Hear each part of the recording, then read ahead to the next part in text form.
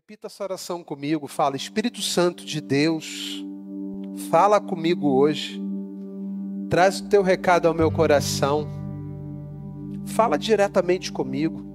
Eu sei que o Senhor tem algo para falar comigo, para tratar comigo hoje.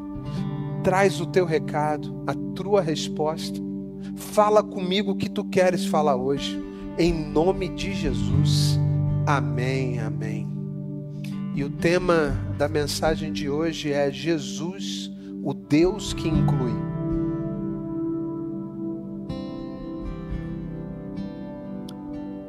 Entre todas as espécies de seres vivos criados por Deus, a espécie humana é a que mais depende do outro para sobreviver disparadamente.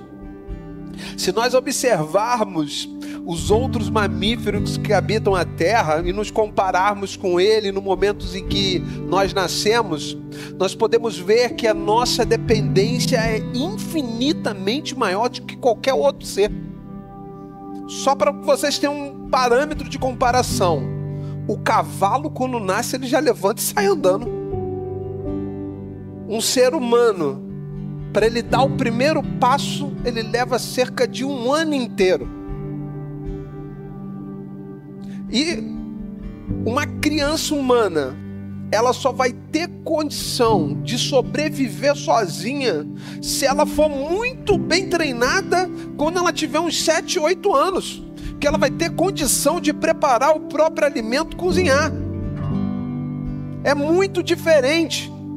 Mesmo que você seja totalmente independente, que você ache que você pode viver sozinho muito bem, por muito tempo você dependeu de alguém. É o que eu estou tentando explicar com essa história. Alguém precisou cuidar de nós para que nós estivéssemos vivos hoje. A nossa tribo cuidou de nós. E como espécie humana, desde que nasce, ela é inserida numa tribo. Quando nós somos inseridos em outro ambiente, diferente das nossas tribos familiares, nós temos a tendência de querer nos inserir em outro grupo. Seja no colégio, seja no trabalho, na rua, nós sempre procuramos uma tribo para fazer parte. Principalmente quando nós somos mais jovens. Pois um dos desejos básicos do ser humano é ser amado, ser reconhecido e ser protegido. E quando a gente está dentro de uma tribo, nós encontramos isso. Nós somos protegidos, nós somos amados, nós somos reconhecidos por aquele povo que está perto de nós. E isso faz bem para o ser humano, por isso que ele sempre procura uma tribo para viver. Só que às vezes nós não atendemos os pré-requisitos básicos daquela tribo e não conseguimos fazer parte dela. Pode ser que você tenha sido impedido de fazer parte de uma tribo e porque você tem umas características físicas nas quais você não se encaixa naquela tribo ali. A tribo X, para você participar dela, você precisa ter tais características físicas. E você, como não tem essas características, você não pode participar daquela tribo. Pode ser que você tenha sido impedido de fazer parte de uma tribo pelas suas posturas como pessoa. Só pessoas que fazem tais coisas podem participar daquela tribo. Você, como não faz, você não pode participar daquela tribo. Pode ser que você tenha sido impedido de participar de uma tribo por coisas que você não consome. Porque de certas tribos, só pessoas que consomem daquela coisa ali podem participar daquela tribo. E fazer parte de uma tribo é tão importante para algumas pessoas, amados, que elas são capazes de negociar os seus valores e mudar como pessoa para participar de um grupo. Mudam da aparência, mudam a forma como falam, mudam as coisas que consomem, começam a consumir cigarro, bebida, droga, para fazer parte de quê? De uma tribo. Só para participar de um grupo. Começam a fazer mudanças no seu jeito de ser, começam a negociar os seus valores para fazer parte de uma tribo. E existem tribos, amados, que não são para nós. Existem tribos que não são para você. Fala para quem está do seu lado. Existem tribos que não é para você. Agora, existem outras tribos, grupos, em que nós somos isolados ou excluídos, porque nós somos quem nós somos. Porque eu sou do jeito que eu sou excluído daquela tribo. E às vezes isso dói. Às vezes isso nos fere. Às vezes isso nos machuca. Existem coisas que escolhemos fazer e isso nos coloca à margem da sociedade. Ou seja, nos tornamos marginais por fazermos coisas que escolhemos fazer. A pessoa se torna um marginal, vive à margem da sociedade porque ela escolheu fazer coisas que ela não devia. Ela escolheu estar ali, ela escolheu tomar aquela posição de viver à margem da sociedade. Agora, existem coisas que nós não escolhemos e acabamos deixando de ser incluídos num grupo ou maltratados por um grupo porque algo que está fora do nosso controle, como uma condição física ou uma necessidade especial, e isso fere o nosso coração, fere o coração das pessoas que estão ao nosso redor, e isso faz todo mundo sofrer, porque nós não escolhemos ter uma necessidade física ou uma condição especial, e sermos excluídos por isso faz todo mundo que está à nossa volta sofrer, não só a gente. Todo mundo que está ao nosso redor sofre. E a Bíblia nos ensina, amados, que todos os seres humanos são iguais perante a Deus e devem ser tratados com amor e com respeito, independentemente das suas diferenças. Em Atos 10:34, a palavra de Deus diz: reconheço por verdade que Deus não faz acepção de pessoas. É muito claro. Deus não trata ninguém diferente um do outro. A igreja de Jesus deve ser um lugar para todos os tipos de pessoas. A igreja de Jesus não tem o direito de excluir ninguém, porque Ele não faz acepção de pessoas. Na igreja de Jesus, não importa qual a sua condição física, não importa se você tem uma condição física diferente ou se você tem uma necessidade especial, não importa se você é verde, amarelo, azul ou branco, você é igual a qualquer outra pessoa perante a Deus. Não tem isso. Em Romanos 12:5, a palavra de Deus diz: assim nós que somos muito, somos um só corpo em Cristo, membros um dos outros, somos um só corpo. O importante, amados, é que você saiba que você tem o seu lugar aqui e que você faz parte desse corpo, amém? Peço que vocês estejam abrindo suas Bíblias no livro de Mateus, capítulo 8, nós vamos ler do versículo 1 a 4. Mateus 8, de 1 a 4.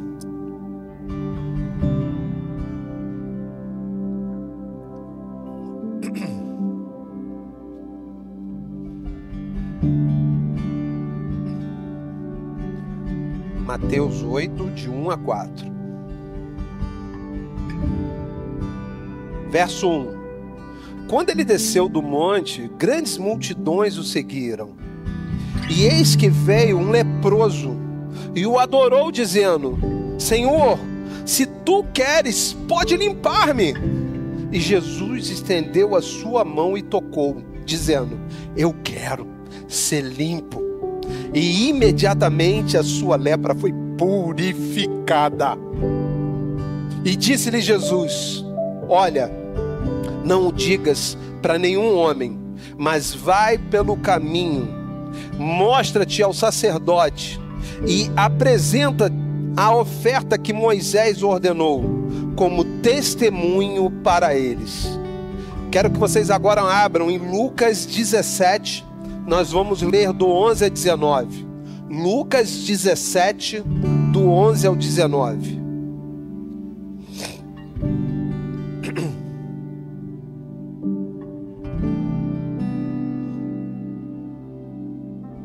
Lucas 17, do 11 ao 19, verso 11. E aconteceu que, indo ele para Jerusalém, passou pelo meio de Samaria e da Galiléia. E entrando em uma certa aldeia, saíram-lhe ao encontro 10 homens leprosos, aos quais ficaram parados de longe. E eles levantaram sua voz, dizendo: Jesus, mestre, tem misericórdia de nós.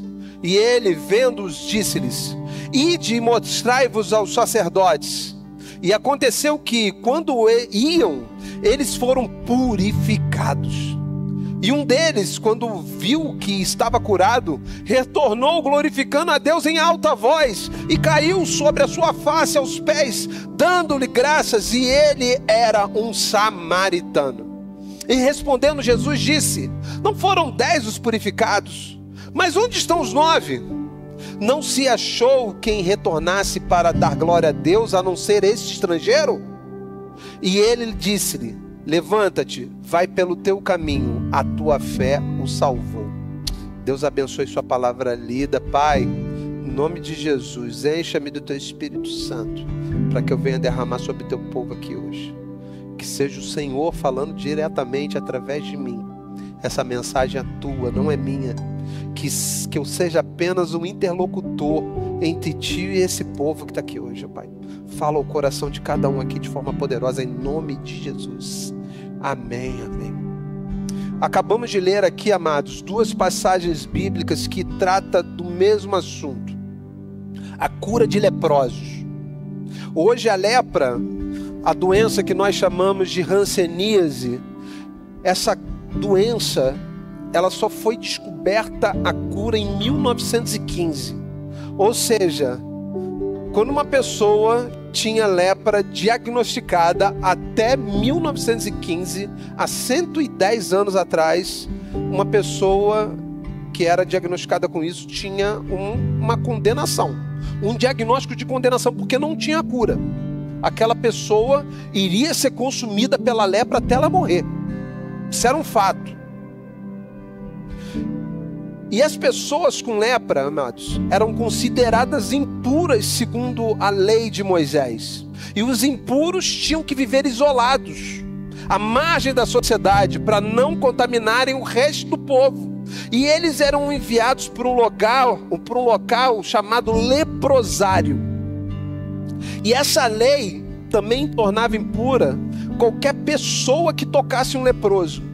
E essa pessoa também era considerada impura por 7 dias, até que ela fosse reexaminada e visse que ela não foi contaminada. E quando uma pessoa recebia esse diagnóstico de condenação, ela era automaticamente levada para esse leprosário. Ela ficava à margem da sociedade, ela ficava isolada da sociedade. E o que mais me toca nisso, amados, é que essas pessoas que recebiam esse diagnóstico, elas não escolhiam isso. Pois existem pessoas que escolhem voluntariamente estar à margem da sociedade. Existem pessoas que escolhem voluntariamente estar no crime. Existem voluntariamente pessoas que escolhem estar nas drogas. Mas essas pessoas com diagnóstico de lepra, não. Elas não foram deliberadamente abraçar um leproso. Elas pegaram lepra, contraíram de alguma forma. E para serem contaminadas, elas precisavam, às vezes, só passar perto de um leproso desse, respirar o mesmo ar que eles respiravam, e elas pegavam isso. E esses 2 casos, amados, esses 2 casos dos livros que nós lemos agora, de Lucas e Mateus, tocaram o coração de Jesus. Tocaram de tal forma que ele curou aqueles homens. Quando nós tocamos o coração de Jesus, em primeiro lugar, ele nos limpa. Olha o que diz o versículo 1 e 2. Quando ele desceu do monte, grandes multidões o seguiram. E eis que veio um leproso e o adorou, dizendo: Senhor, se tu queres, pode limpar-me. A palavra usada aqui como Senhor, no grego, Kurios, é a tradução do hebraico para a palavra Yahvé. Yahvé quer dizer Senhor, Deus, alguém que tem uma natureza divina. Aquele leproso, ele reconhecia a natureza divina de Jesus. Quando ele adorou, os estudiosos, e o livro de Marcos também contém essa passagem, diz que ele ficou de joelhos perante Jesus. Ele o adorou de joelhos. E isso mostra que aquele homem leproso, ele reconhecia Jesus como Deus. Aquele homem reconhecia a natureza divina de Jesus. E Jesus correspondeu à fé daquele homem, curando ele da lepra. Jesus correspondeu à fé daquele homem impuro. Jesus correspondeu à fé de um homem excluído pela sociedade e pela sociedade. Assisti recentemente, amados, um vídeo de um homem que se dizia ateu. Foi um vídeo da Jovem Pan. E ele reconhecia o poder inclusivo da igreja. Escutem o texto. Muitos criticam as igrejas evangélicas por causa do dízimo, pois querem associar isso à corrupção, o que não é verdade. Quando você entra em uma igreja evangélica, você ganha relações pessoais. Você deixa de ser terrivelmente invisível, como a maior parte de nós somos, principalmente os de classe mais baixa, que sofrem com a invisibilidade e a falta de relevância. O Brasil é um país que nega a cidadania a todo mundo. Você entra na igreja, você ganha o que fazer no final de semana, os filhos começam a namorar, você começa a fazer amizade. Normalmente as mulheres vão primeiro, porque as mulheres pedem ajuda muito mais fácil do que os homens. Os homens são mais resistentes, mas mesmo aquele cara que enche a cara, se você consegue levar esse cara para a igreja, ele chora, ele é abraçado, ele faz amizade. Tudo isso que eles chamam de Espírito Santo acontece lá. E a teologia da prosperidade se realiza quando o irmão arruma um emprego para mim, desempregado há muito tempo. Começo a trabalhar com o irmão, e o irmão tem um negócio no bairro. Começamos a trabalhar juntos, temos um programa de final de semana, estabelecemos uma rede de relacionamentos, e isso é muito bom economicamente. É uma igreja que dá às pessoas uma iniciativa para começar a se relacionar com Deus sem burocracia. Lá naquela igreja, as pessoas têm acesso direto a Deus, não tem intermédio. E na medida que elas começam a ter uma melhoria de vida, elas vão interpretar que isso que acontece na vida delas é obra do Espírito Santo. Eu acho que tudo isso que acontece é obra humana. O ateu falou isso. Está circulando esse vídeo para tudo quanto é canto aí. Um ateu deu esse relato. E eu pergunto, se é obra humana, por que esse mesmo fenômeno não acontece nos bares? Por que esse mesmo fenômeno não acontece nos bailes? Só acontece na igreja? Porque é obra do Espírito Santo mesmo. Porque é a obra do Espírito Santo mesmo. Senão ia acontecer lá no baile funk, senão ia acontecer no bar, senão ia acontecer também na balada. E por que só acontece aqui na igreja? A pessoa vem para a igreja, começa a fazer relacionamento, começa a melhorar de vida economicamente, começa a prosperar, começa a ter o trabalho dela. E lá no bar, por que não acontece isso? Porque lá não tem Espírito Santo. Lá não tem. É verdadeiramente uma obra do Espírito Santo. Tirar as pessoas do charco de lodo onde elas estão, purificá-las e limpá-las, é algo para aqueles que se prostam aos pés de Jesus, como aquele leproso fez, dizendo: Senhor, me limpa, me purifica. É para essas pessoas. E quando nós tocamos o coração de Jesus, em segundo lugar, Ele nos purifica. Verso 3: E Jesus estendeu a mão e tocou, dizendo: eu quero ser limpo. E imediatamente a sua lepra foi purificada. Limpo primeiro, depois purificado. Duas coisas diferentes. Quando Jesus tocou aquele leproso, aquele cara que deveria ser intocável, ele se tornou cerimonialmente impuro, de acordo com a lei. Mas na verdade, o poder de Jesus purificou aquele cara da doença. Assim nós, ao invés de ficarmos contaminados pelo contato com pecadores, nós deveríamos, pelo poder do Espírito Santo, ter uma influência purificadora sobre eles. Como a lepra, na sua maneira de se espalhar pelo corpo e destruí-lo, assim também é diretamente proporcional o pecado com a nossa alma. O pecado é uma lepra para a alma, amados. Por isso é utilizado o termo purificação. O sentido de purificação é superior ao sentido de limpeza. Em um reservatório de água, aos nossos olhos, você pode olhar ali, cara, tá limpa, tá cristalina essa água, posso beber. Uma vez eu fiz isso, amados, pensando num cara que virou do avesso. Eu pensava, olhei aquela água cristalina, num rio, numa manobra que eu tava. Eu bebi daquela água, pensa num cara que quase morreu. Porque aos meus olhos, aquela água estava cristalina, e ela estava limpa, mas ela não estava purificada. Aquela água estava limpa, mas não estava purificada. Existem coisas, amados, que aos nossos olhos parece ser limpo, mas a água no recipiente, ela pode estar cristalina, mas ela pode estar contaminada e ser mortal. Pois podem haver nessa água coisas ocultas que podem te matar. E como fazemos para descontaminar, para purificar essa água? Precisa levar essa água ao fogo.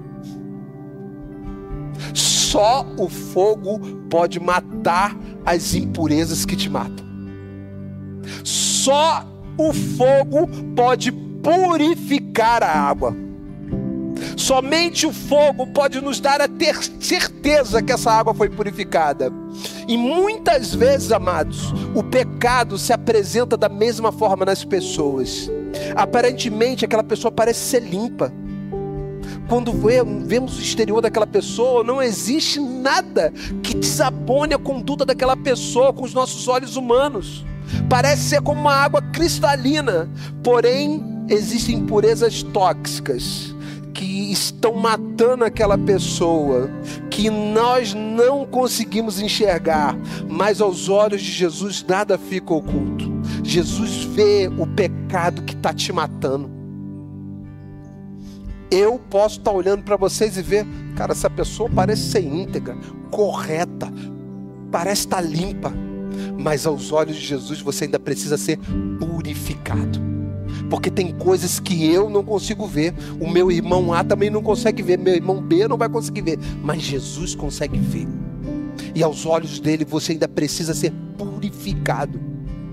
Mas essa purificação só acontece quando você se prostra aos pés de Jesus e diz: Senhor, me purifica, eu não quero ser mais assim, eu não quero cometer mais esses pecados, eu não quero mais ser desse jeito, me purifica com teu fogo, Senhor.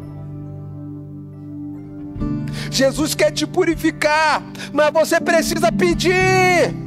Você precisa abrir sua boca e pedir para Ele te purificar, assim como fez aquele leproso. E quando você não quer, é porque você está vivendo em iniquidade. Iniquidade é ter prazer no pecado. O que é isso, pastor? Iniquidade, me explica melhor, vou te explicar. Iniquidade é quando você peca, sente o remorso, amanhã você vai lá e peca de novo a mesma coisa. Você vai amanhã, peca de novo, chega em casa cheio de remorso e você faz a mesma coisa. Só que vai poder acontecer um dia no qual talvez você não tenha tempo de arrependimento. Você não tenha tempo para se arrepender desse pecado. Deus odeia a iniquidade, amados. Deus odeia a iniquidade. Uma pessoa, quando ela morre, o que acontece é o seguinte: a alma dessa pessoa, ela se desprende do corpo e ela automaticamente ela vai para o céu, para o seio de Abraão, ou ela vai para o inferno. Só tem esses dois lugares. Ou sua alma vai para o céu, para o seio de Abraão, ou desce lá para a margem do cão. Para um dos dois lugares você vai. E o que acontece é o seguinte: você não é um corpo que tem uma alma, você é uma alma que tem um corpo. Sabe por quê? Porque o seu corpo sem a sua alma, ele não vai sobreviver. Agora a sua alma sem o seu corpo, ela sobrevive. E o que acontece é o seguinte: talvez você se pergunte, mas onde fica o inferno? Onde está esse inferno, pastor? Que lugar é esse que ninguém consegue ver? Eu vou te explicar muito bem onde que é o inferno. O inferno fica no final de uma vida sem Cristo. É lá que está o inferno. Morre sem Jesus para você ver. É lá que está o inferno. Talvez você diga: pastor, essa palavra é dura, não é politicamente correta, isso me espanta, isso choca a igreja, isso é muito feio ficar falando de inferno. Mas é melhor você ouvir sobre o inferno todos os dias do que um dia você ir para lá. É muito melhor. Quem mais falou sobre o inferno na Bíblia foi Jesus, e Ele é a própria expressão do amor. Então, falar com você sobre o inferno, te alertar sobre isso, que se você continuar pecando, você pode ir para lá, é uma palavra de amor de Jesus para você. É uma palavra de amor de Jesus. Jesus, amados, não se importa com o que você fez, não importa que tipo de pecado você cometeu. Ele é fiel e justo para te limpar, para te purificar de todo pecado.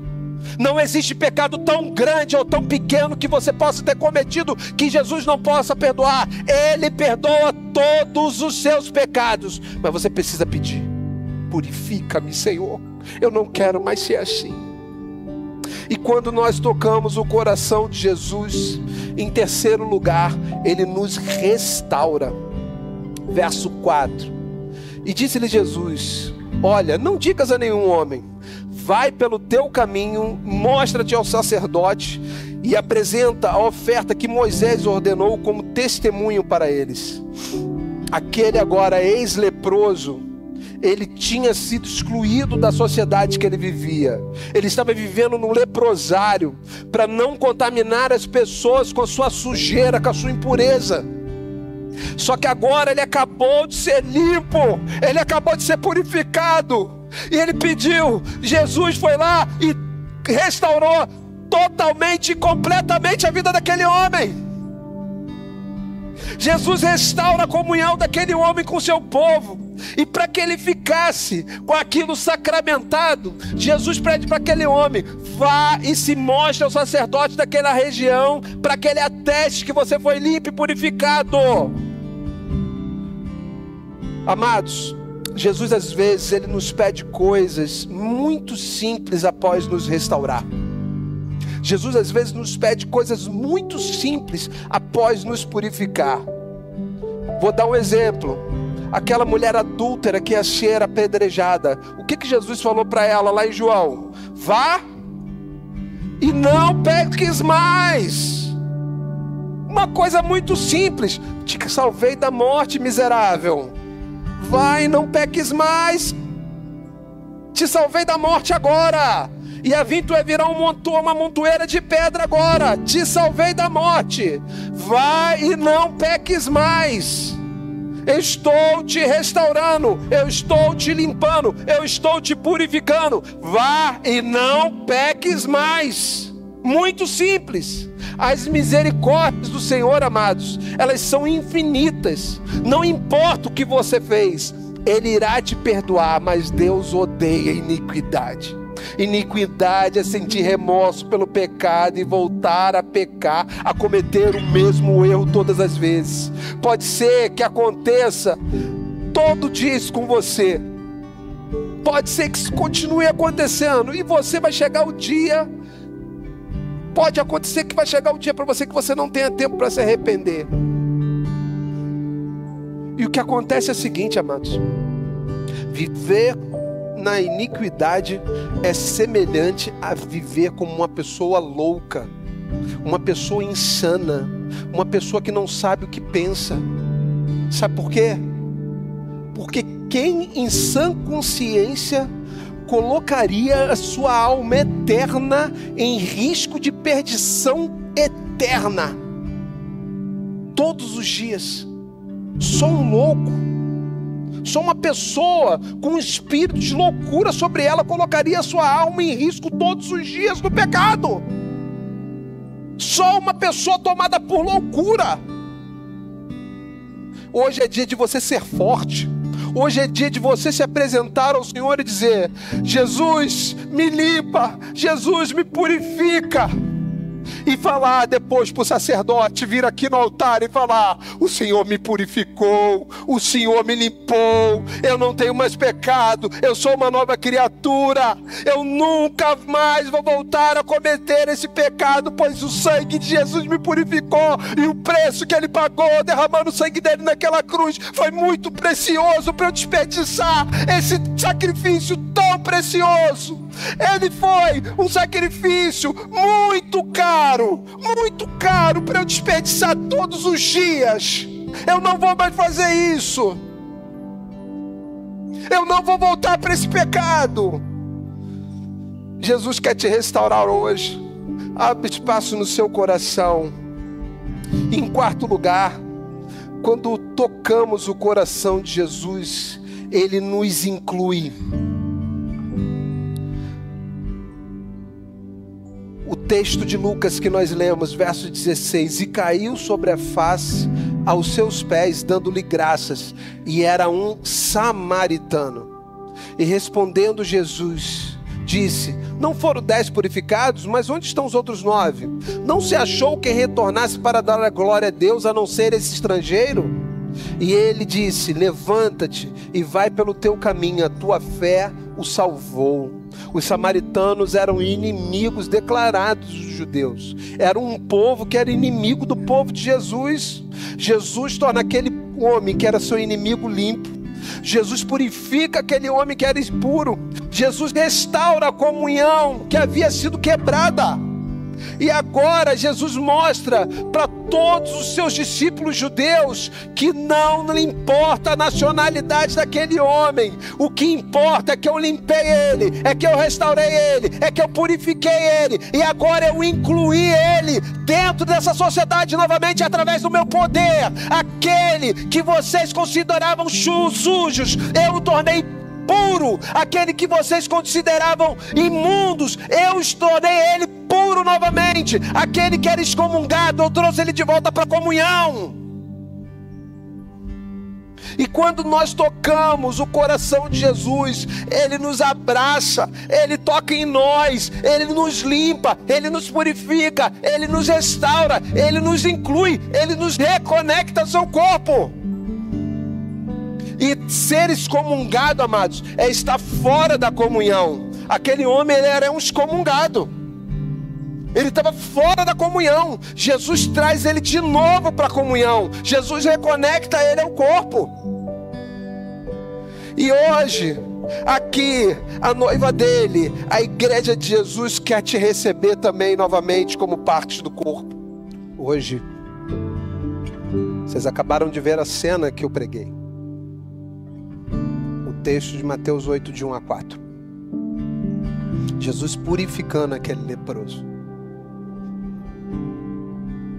O que aconteceu foi que ele deu um passo em direção a Jesus e pediu: purifica, se queres pode limpar-me. Jesus não foi até ele, ele deu o primeiro passo. Se queres pode limpar-me. Hoje Jesus quer te limpar. Hoje Jesus quer te tornar purificado, acima do limpo, purificado. Feche seus olhos. Repita essa oração comigo. Fala: Senhor Jesus, hoje eu te reconheço como meu Senhor e meu Salvador. Assim como o Senhor limpou aquele homem, assim como o Senhor purificou aquele homem, hoje eu quero ser limpo. E eu sei que eu só posso ser limpo se eu for lavado pelo seu sangue. E hoje te reconheço como meu Senhor e como meu Salvador. Escreve meu nome no livro da vida. Escreve meu nome no livro da tua salvação. Em nome de Jesus. Continua de cabeça baixa em oração. Se você fez essa oração pela primeira vez na vida, levante sua mão bem alto que eu quero orar por você. Você fez sua oração pela primeira vez? Levante sua mão bem alto no seu lugar. Eu quero orar por você. Deus te abençoe. Mais alguém? Deus te abençoe. Mais alguém? Fez sua oração? Levante sua mão bem alto. Não tenha vergonha. Só quero orar por você. Levante sua mão bem alto.